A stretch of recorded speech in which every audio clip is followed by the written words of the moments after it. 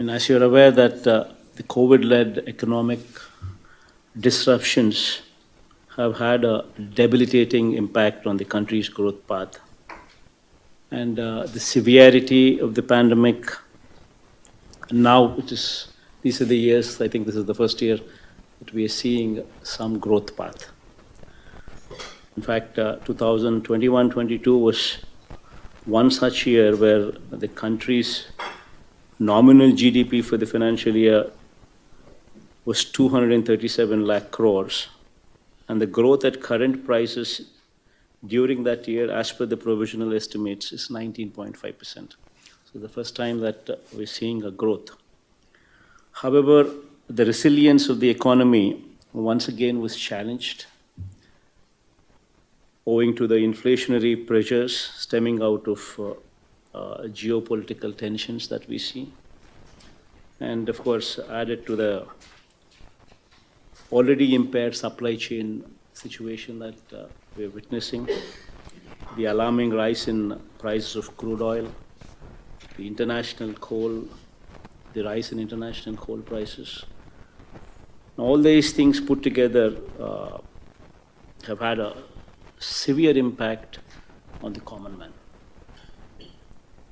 The consumer price index numbers released by the Ministry of Statistics and Program Implementation convey an inflation of 7.79% in April 2022, which is reportedly the highest witnessed in the last 8-year period.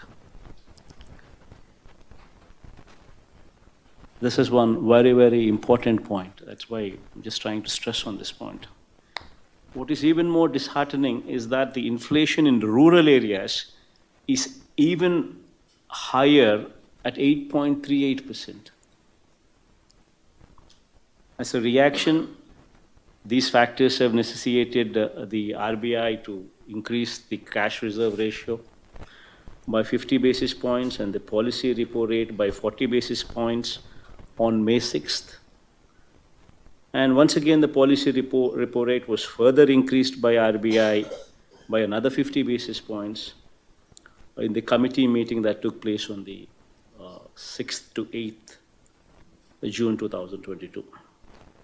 Of course, the same trend of rising interest rates was also witnessed globally also. Everybody coming under the reel of inflation, including the Federal Open Markets Committee raised the federal funds rate target range by 50 basis points.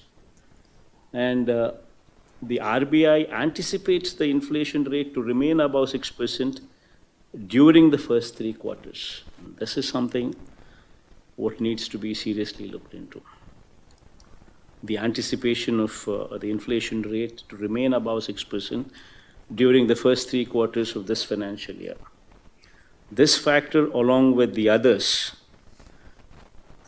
have necessitated withdrawal of accommodation. During these times when the liquidity in the system is sucked out, owing to the policy decisions of the globe, I urge the banking system to redouble their efforts to lend more credit to support the downtrodden, withstand the pressure of this inflation. Especially the downtrodden would be the worst affected. And if the downtrodden is worse affected, this would have an impact on the manufacturing sector as well, because they would stop manufacturing because they have nobody to buy these goods, which in turn would have an impact.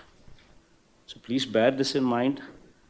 These are the times when the government, whatever it is trying to do, especially the way the DBT has been put into place, where the corruption is totally removed from the system, where the money is directly being transferred into the hands of the beneficiaries directly, without any discrimination, without any corruption, and money in their hands, empowering them, would actually set the rural economy going.